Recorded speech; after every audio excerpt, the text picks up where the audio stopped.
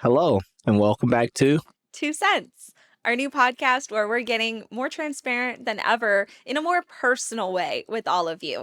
You guys hear us every single week. What do you do? How much do you make? How long have you been doing? Well, what advice do you have? We're getting bored of that and we want to bridge the gap, I guess. kind of provide you guys with another insight into our lives, our experiences, our finances, Our 2 cents. our 2 cents.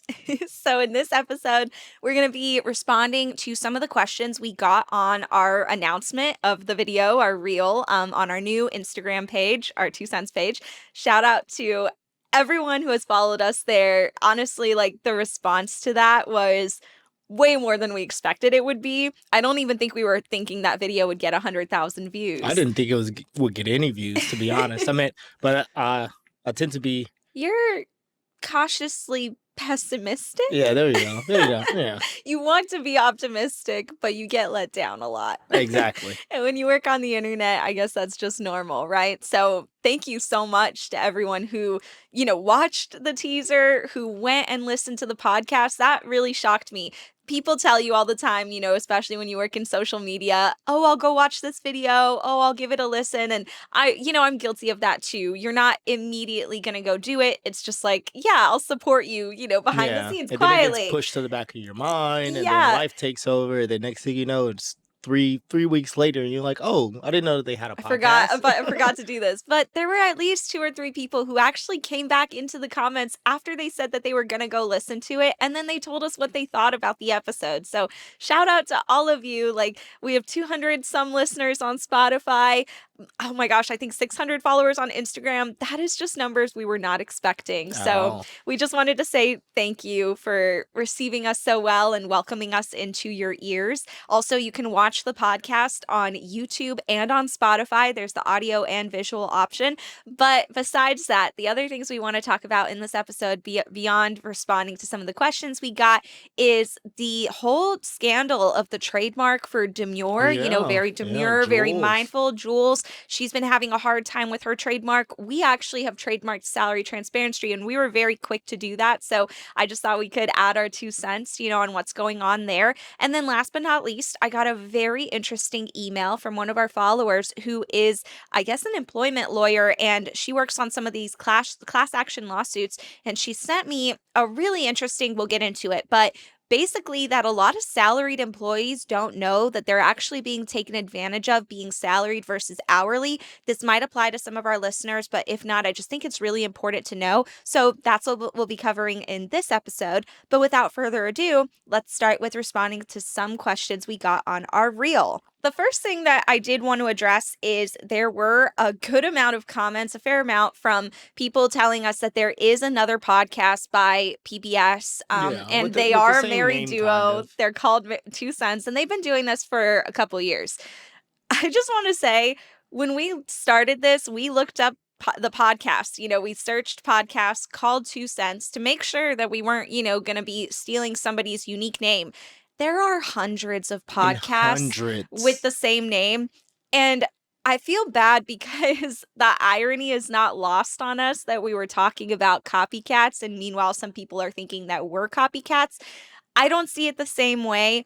2 Cents is a very common podcast name, a very common show name. So it's not a very common phrase used. Yes, but we're using it as an idiom. We're using it as the slogan of 2 Cents, as though an opinion piece. These are our thoughts on a certain subject. And, when people brought this up to us that there was another podcast by the same name, it's more of a YouTube show or a show by PBS. Nevertheless, we looked it up, and they are personal finance experts. Like, they are certified, and all their work is on personal finance specific topics, giving actual finance education. Not that we won't be talking about finances, like money is a big topic to us, but we aren't personal finance experts. Yeah, I'm definitely not a financial advisor by any means, nor have we said that we are. And we will not treat this as such. We are not going to teach you exactly what to do, but that's kind of what I think we bring to the table is we aren't personal finance experts, but we did climb ourselves out of debt. We did Yeah. climb ourselves from 40K to 100K in less than 2 or 3 years without being personal Yeah. finance Yeah. experts. And we can share what we've learned through those journeys to help you do the same or navigate, or at least get a starting ground, and then go find the personal finance Yeah. experts to guide you through the rest of your journey. But I think that experiences lend themselves to education, but we are not personal finance experts. We will not be talking about which mortgage is right for you Which based on stocks to this. invest in. I'll Yeah. tell you what stocks I'm invested in, Yeah. but that's not advice as to what you should do. Yeah. We just will be transparent about our journey. Right. And I think that'll also help benefit a lot of the viewers as well and listeners. One thing that I've always noticed is whenever we do our fireside chats, there tend to be a lot of people who, when we would have a financial expert there, Hmm. they're always asking, what's my first step, or when will I know that I'm there for my first step to, make those moves. And just from our experiences alone, there is no definitive line stating this is when you should start. Or this is what you should do. Right, It's personal to it's everyone. each situation is completely unique. Hmm. And for that person to understand where they need to be, they have to understand where they are. And listening to our experiences may give them that little push that they need to get there. We hope that you guys like it. We hope that you guys, take some advice or something from it and implement it into your own life, Yeah. hopefully. I think a lot of our the things that we want to talk about though are also based on career and finances tied together because Together, I yeah. feel like you can't really have money without work because you have to work to make money. And I think that's really where we are experts is in work, like what you need to know about joining the workforce, what you need to know about your rights, especially that. We're going to talk about salaried versus hourly. Yeah. That's kind of what we really want to lend our 2 cents on. But if it really is causing such an outrage, we are so open to feedback on that. I did get a message from a member of their team. It was really disheartening because they were not happy. The tone of the message. Understandably, but at the same time, I meant all they know is the title of the podcast, by all means. It's not Yeah, as though they took a listen to it, so they don't know maybe they did. necessarily. I doubt it, but they don't necessarily know that we aren't financial advisors giving financial advice, which is Yeah. understandable. But at the same time, like in this creator world, yes, we talked about copycats and how disheartening it is. Which Uh, is why I understand why they're upset because we know how that feels. yeah, But I told them I sent, a message back. I haven't heard back. Don't know if I will. Explaining that we are covering completely different topics. They said that we were using, similarities in the logo, and I looked at their logo. I don't think so. I guess they also have their heads in coins, but if you look up 2 cents as a podcast, basically every other podcast and show with the same name has a similar type of style where it's coins. Um, you know, I'm so welcoming to feedback from them that if they are really upset and they want to pursue legal grounds, we don't want no smoke. We will happily change it. But I think that it suits our style and what we're trying yeah, to achieve really well. So I hope that we can coexist. yeah. And check them out if you want to. Yeah, maybe we can collaborate. There's no bad blood here. I just hope we can all coexist. Yeah. All right. Next topic. So, another question we got, which I thought was really good. Somebody said, "How did you decide that Hannah would take on more admin/CEO role versus James's video role? How did you decide who took on what parts of the business?" I think we didn't necessarily talk about it, but we know each other's strengths and weaknesses, as well as like we know our own strengths and weaknesses. Hannah, from the beginning, has always been an entrepreneur. She has an entrepreneur mindset, always has wanted to run businesses. I love building Yeah, like from businesses. the moment that I met her, she already had a few businesses in the works. So R.I.P. yeah.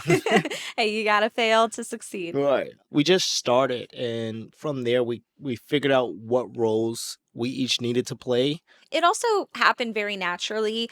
I had the idea for Salary Transparency because I found out I was underpaid. And I had already been creating content on my personal account for like 2 months, Yeah. at which point I was starting to get transparent about how much I was making when I was a senior data analyst and finding out I was underpaid. All of that, which I was doing on social media and starting to dip my toe there, culminated in the idea for Salary Transparency and really like as a means to help others not experience what I went through.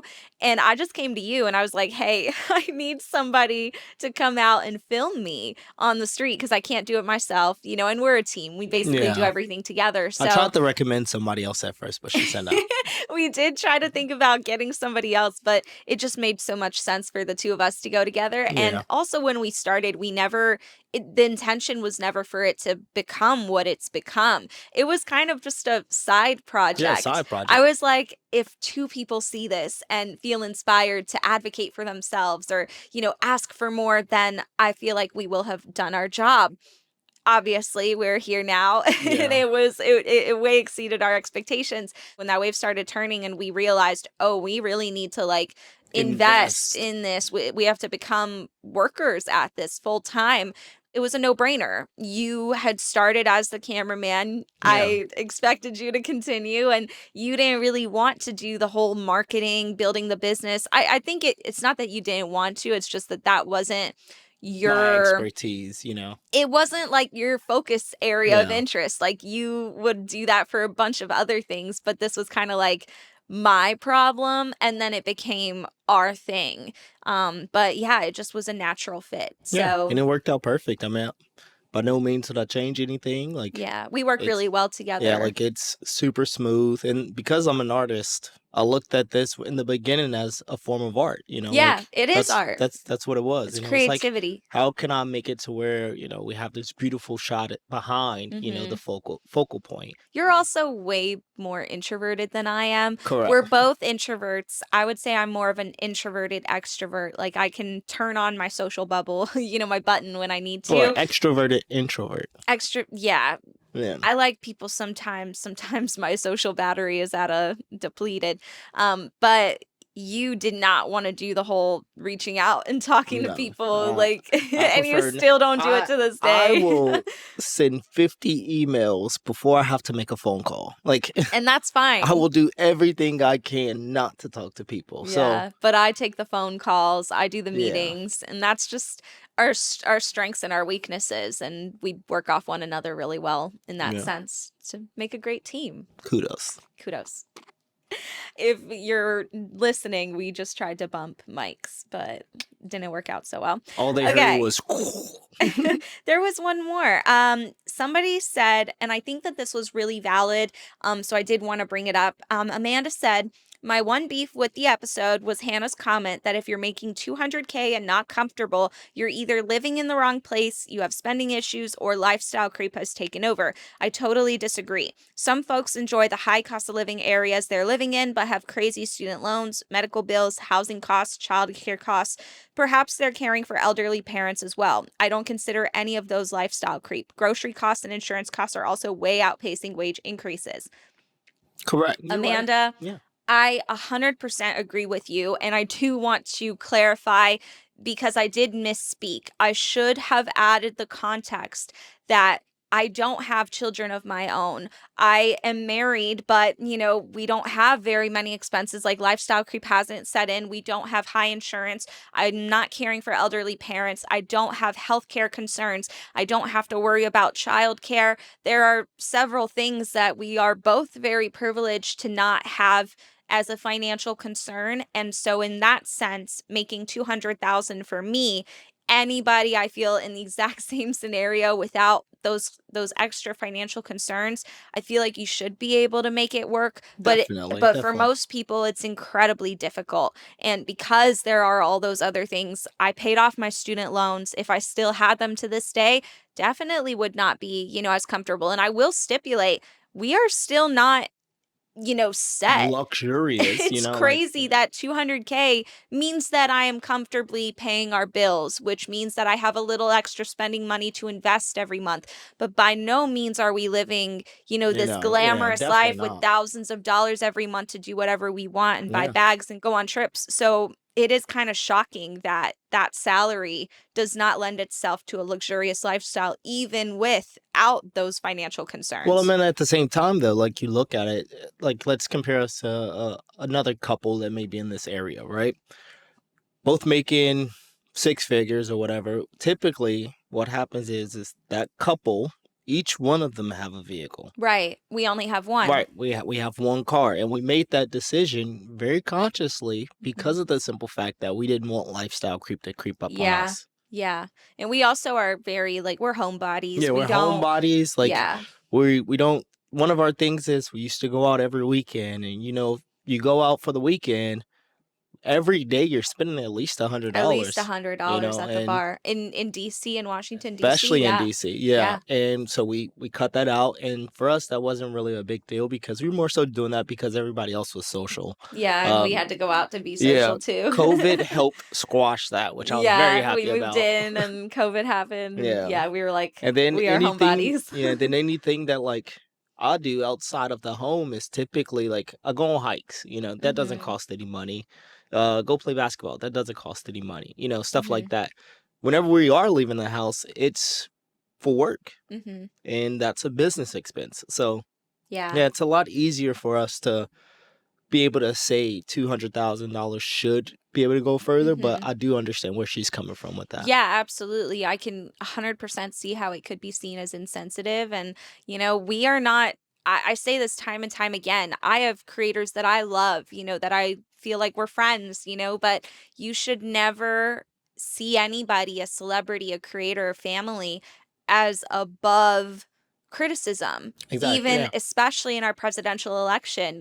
We've said this before. I think we said it in episode 1 when we went to the White House that we are voting for Kamala, very excited about her campaign, but that doesn't mean that we don't have our criticisms. And Exactly. we're gonna table a lot of those now until we get to the finish line. But after that, gloves are off. You made Exactly. promises, you should keep them. Yeah, there's a lot of expectations that we have for her, and And the we hope problem she that we had with the delivers. last presidential or this current presidential cycle is that a lot of the things promised weren't met.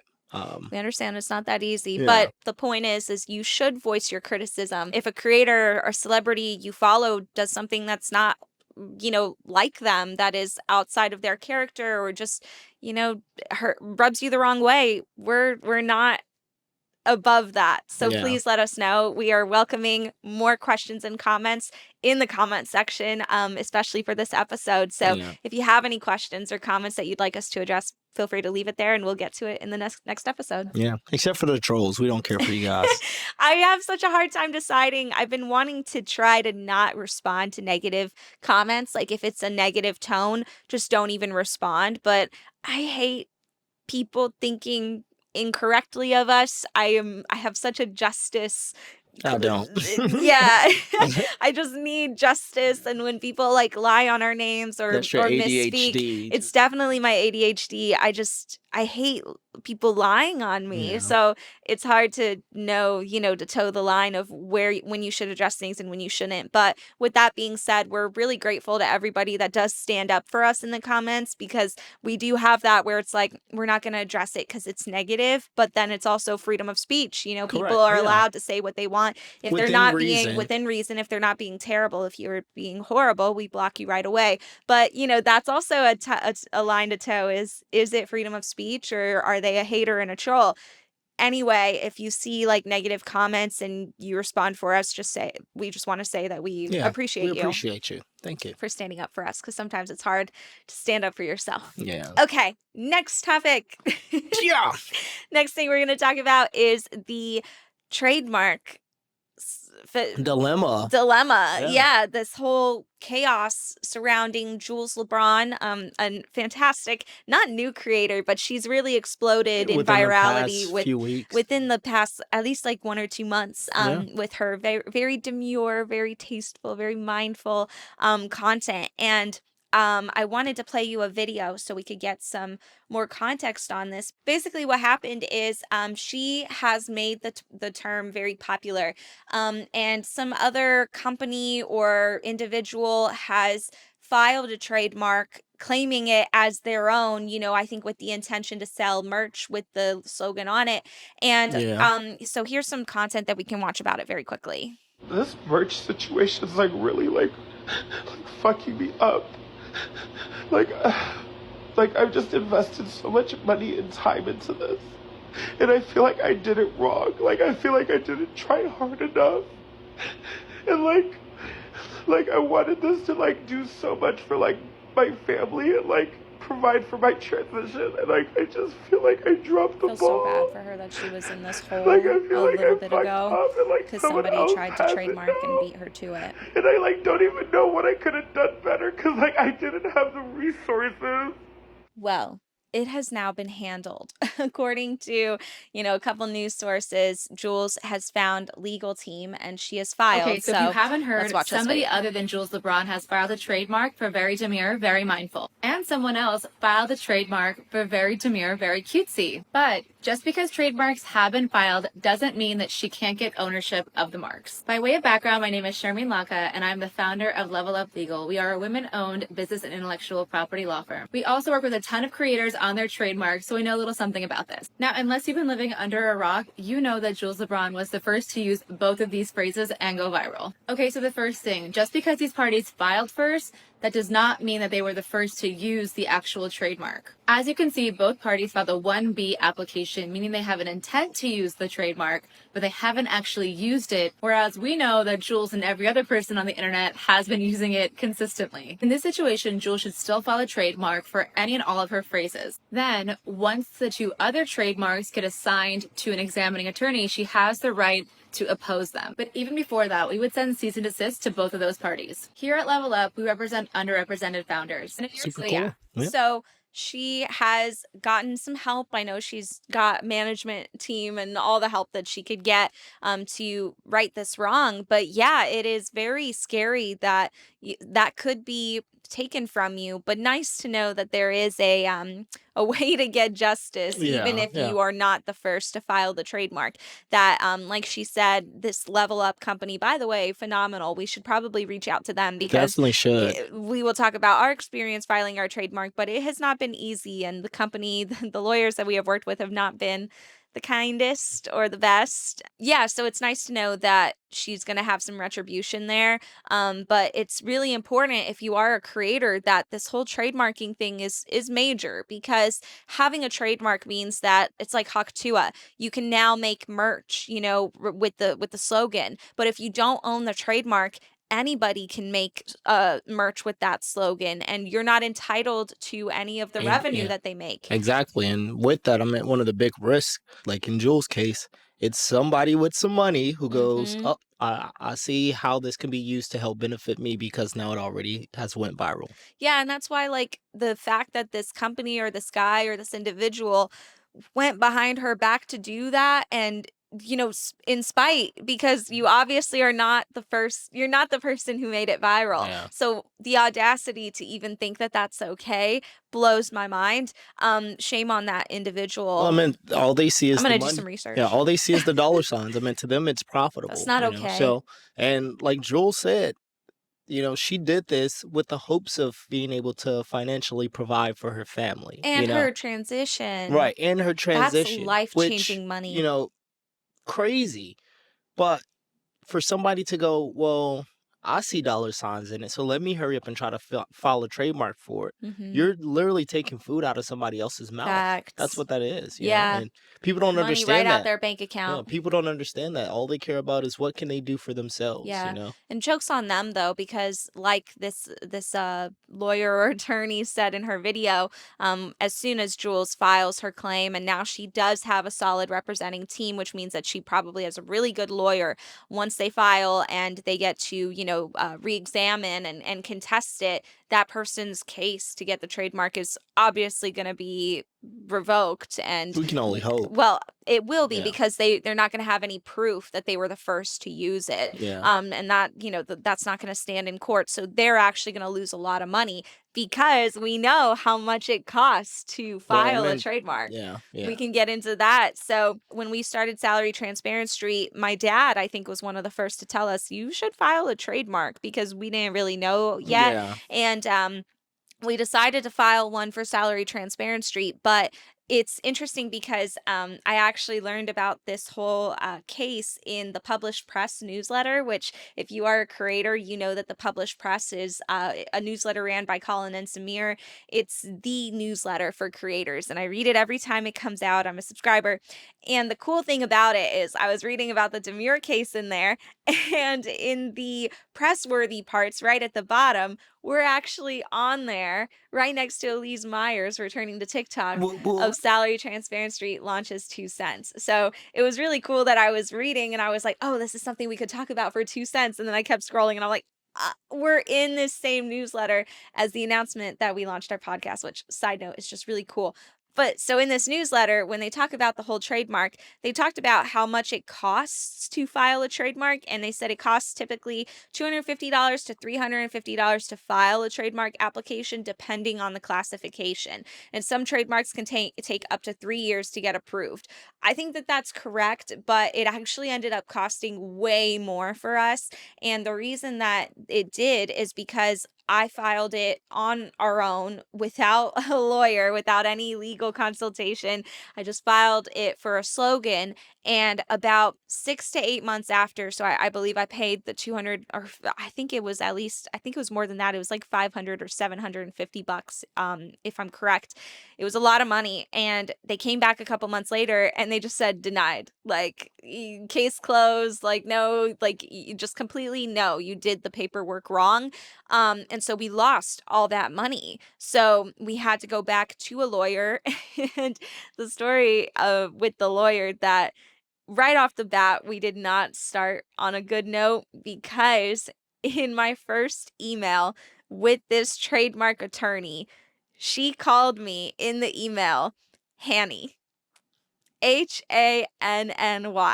The email started with, "Hi, Hanny, yada yada." and you're a trademark attorney. I'm not, like, I didn't take it personally, like, it is what it is, but it didn't give me a lot of faith in their services, for the fact that they were also very expensive, like a solid attorney, like, office, Yeah. and you misspell your client's name that terribly. Big yikes. I mean, I normally get, people usually forget the H at the end of my name, but they don't call me Hanny. But so we worked with this attorney in this office to refile, and I know that that cost upwards of $2,000, because we were paying for them to refile, the consulting that had to go into it, the time that we had to spend on the phone with them, and they charge you by hour, sometimes by the half hour. They also were paying to monitor the whole thing, and basically from start to end. So it definitely cost a lot more money. But so in our experience, it didn't cost $250, $350. It cost us upwards of over $2,000 to file our trademark. And ultimately, what we were able to get approved wasn't the slogan, but the design. They said that we can't own Salary Transparency as a slogan, but, like, basically, if anybody uses it, the fact that we have the design will stand up in court if Yeah. anybody uses it. So a backwards door. Yeah. All right, last thing that we'll talk about is this email that I got, that was very interesting, that basically brought a lot of light to the difference between hourly and salaried employees. Do you know what it might be, James? Yeah. The fact that, like, as a salaried employee, you don't get overtime. Mm-hmm. Yeah. So I mean, Spot on. yeah. So for example, I was a contractor with the government. Yeah, when I was at the Pentagon too. Ooh. Yeah, and I was making, I think, $70,000 a year. Definitely didn't mind the job. I was an executive assistant. I was, scheduling appointments, booking travel, prepping topics and stuff like that. Relatively easy. But one thing is, at the Pentagon, if you work in the offices there, a lot of the offices have combination doors that need to be secured at the end of the day. Mm-hmm. And in the morning, they become unlocked.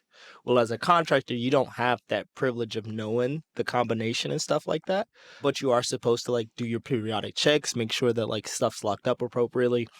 And one day, pretty much everybody left the office, right? And I think it was like a Thursday or Friday, one of those. Everybody left the office, and I'm the only one in the office, and it's a skiff, which is a secured facility. So I can't just walk out the door and leave because I Yeah. mean there's stuff there that people can't get a hold of. So I was there until like 8 o'clock at night, which put me well over, my 40 hours a week. I remember when that happened. Yeah, yeah. You were And like, I can't leave. Like yeah, everybody left and then somebody needs to be here. I can't leave. exactly. And then How did you finally get out? I forget. so Was it your boss finally yeah, called yeah, somebody? yeah. Yeah, they So were like, oh yeah, God, so I'm the so sorry. client, the deputy assistant secretary of defense, he came into the office Yeah, he came in. and he was like, "Hey, it's like 7 o'clock. What are What you are you still doing? doing Yeah, here? what are Yeah. you doing here?" And I was like, "Oh, everybody left." He was livid. Yeah. I had never seen that mistake. man get so mad, and Yeah. like at the same time, like I'm pretty proud of that. Like I'm Yeah, happy he that was a good yeah, guy. like he definitely stood up for Good me. boss. But yeah, after that never happened again. But with hmm that, I didn't get paid overtime. Right. I still got paid my $70,000 a year hmm because I was a salaried employee. Which is why I think it means so much that he was upset because my experience when I was salaried and the company when I was underpaid, even then I was underpaid and they were like, you have to work all day long until this is done. Like we Yeah. don't care if you have to work till 8, you will continue to work until the project's done until they get this email by the end of the day. And they don't know the end of the day is 5 p.m. If you have to keep working, you have to keep working. One time they were like they asked me to finish a project and it was Friday. And I was like, okay, I'll get this to you on Monday. And they were like, no, no, no. You will get No. this to us as soon as you can, which meant that I had to work on Saturday and I was salaried. All of that to say, you are 100% right. But I do want to read her email because she's way more succinct and intelligent than both of us. So, and I think her email was really good. So, got an email. I'll protect her name just in case. But starts with a G. Very, very kind. She said, "Hi, Hannah and team. Fellow Virginian here. We love to see it. I've been following your posts for a while. I'm a huge fan of your work and what you're doing for pay transparency. I'm reaching out because I would love to see you cover employment classifications, specifically hourly versus salaried employment. Well, here we are. Sometimes employees are keen to accept a salary job over hourly pay. It may sound more sophisticated, they may enjoy the perceived flexibility, but in reality, there is no advantage for salaried employees. The only material difference is that employers do not have to pay salaried employees overtime pay, i.e., time and a half for any work over 40 hours a week, like you were saying. Employers commonly classify their employees as salaried and thus exempt from overtime as a way to avoid paying fair and legal wages. An employee must meet very specific federal exemptions to be deemed salaried and thus exempt from overtime laws. And most of the public workforce seems to be unaware of this. Yeah. So companies might be labeling a lot of their workers as salaried without actually legally being allowed to classify them as such. And she continues, I work on national and state specific employment based class action lawsuits as a project manager. I am employed as a neutral third party appointed by the court. I've worked on hundreds of settlements and know this is a big issue plaguing true salary transparency. I'm not seeking business in any way and have nothing to gain by writing you. I simply would love for you to use your platform to educate the public on this. When employees realize they have been misclassified, they can sue for back wages and recover large payouts. But if they don't know they've been wronged, they could have no recourse. It would be so cool if you could help get the word out on this. And even though my career is based on the existence of these settlements once the employees sue, so she's employed because this is a Yeah. problem, I would love to see fewer of them. Shout out to you. Shout out. Employees should be paid legally from the start. She also said this is not legal advice. Her opinions are her own, and she does not express the opinions or views of her past or present employers. Shout out to you for protecting yourself, and shout out to you for making us aware of this. 'Cause Yeah, I yeah, thought that was really definitely. interesting. Yeah. With that, one of the things, definitely forgot to mention this, during that time frame, one of the things was if you did go over in hours, because we did a timesheet, every day, every Mhm. week, If you And were over hours, ours would like be red, and we yeah, had to get approval, even so though they forced it. what they would actually do, because I remember same thing, ours would be red. They just go, we'll comp you the hours instead. So therefore, Mm. like instead of me getting overtime, which is typically, time and a half or, Mm-hmm. 2 times paid, depending on, what field and what day it is. But instead of getting time and a half, they go, we'll comp you time, which means, next week, your 40-hour week will actually be 36 because you worked an extra 4. So therefore, I'm still not getting overtime. And like, yeah, I get a few hours off during the day, but I just worked 12 hours this day. I want that extra money that I'm Yeah, promised yeah, from it, F that. I want the money. Yeah, If you're working, you should be getting the money. definitely. That's what I The think. only time when I did see it actually play in my favor was the last one that I was at, the last contracting company that I was at. And Why? that was because during that time frame, remember there was all of this stuff going on overseas with stuff. Oh, So yeah. yeah, so they really needed us, and the lead actually wrote us or approved us for overtime. So therefore, they were like, "Yeah, you guys are definitely going to be working overtime now." Oh, see, that's Which, a way to do yeah, it. and that's the way to do it, and Pre-approve it. the pre-approval, and it Mm-hmm. kind of was like a blanket, So they was like, we'll just Covered their yeah, bases, we'll just yeah. approve you for overtime. We're not gonna approve a certain amount of hours because we don't know how long this is gonna be going Mm-hmm, on, mm-hmm. how many people you'll need, or even how long you'll be needed throughout the day. So Yeah.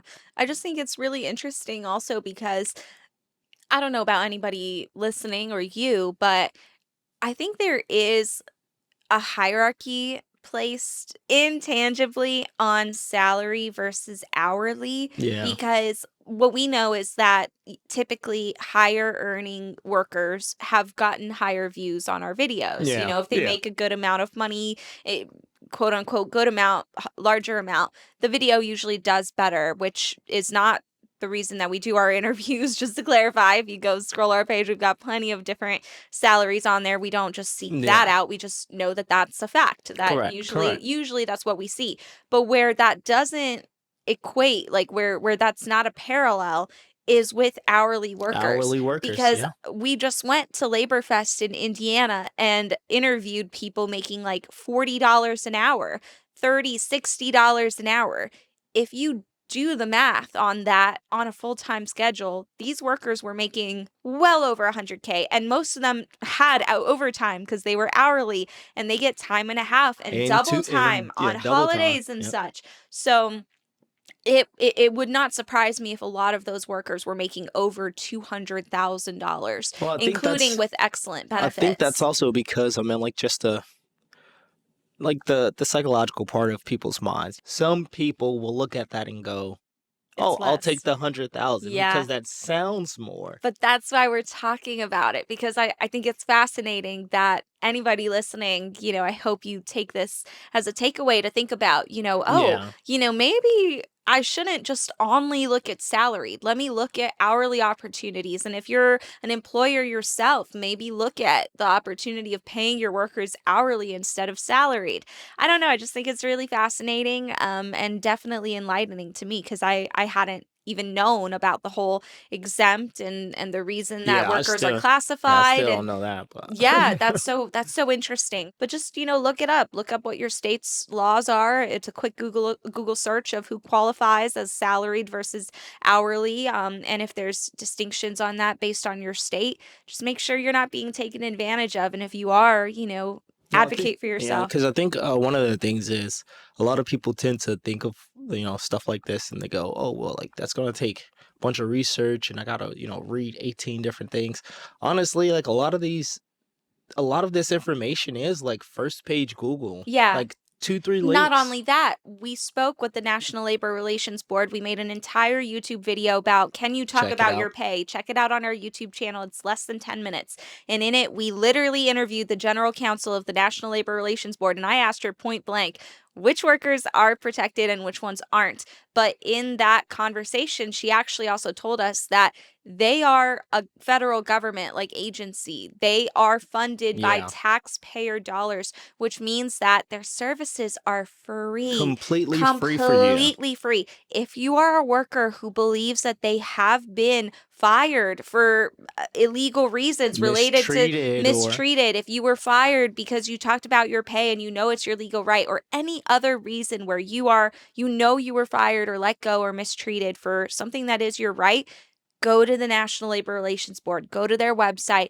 make an appointment with one of yeah, their lawyers. It is it's free, free. and they will And just give you free legal counsel. yeah, and they'll tell you like, yes, we need to take this case on, or they'll tell you no, No, you don't that's have a yeah, you case. don't have a case. But And they are winning yeah, cases and left and from right. there, you make your appointment, you do the consultation or whatever, and then if they do think that you have a case, they take your case Yeah. for free. They And one of the things that she actually mentioned was that like there are people who feel as though they have been mistreated at work or has been fired for, some god awful reason, That's and illegal. they pay for a lawyer, which Yeah. she's like, you're Don't do already that. paying for them. Yeah, you're already paying for a lawyer to protect you Yeah. unintentionally through your taxpayer dollars to the National Labor Relations Board. They exist to help you. So please go reach out to them if you have any questions or concerns and take advantage of that free resource. Yeah, definitely. Yeah. Awesome. Well, I think that's what we've got for this episode. Feel free to leave us comments, questions in Spotify. You can leave a comment. YouTube, you can leave a comment. Our Instagram page, if you aren't following, at 2cents_STS.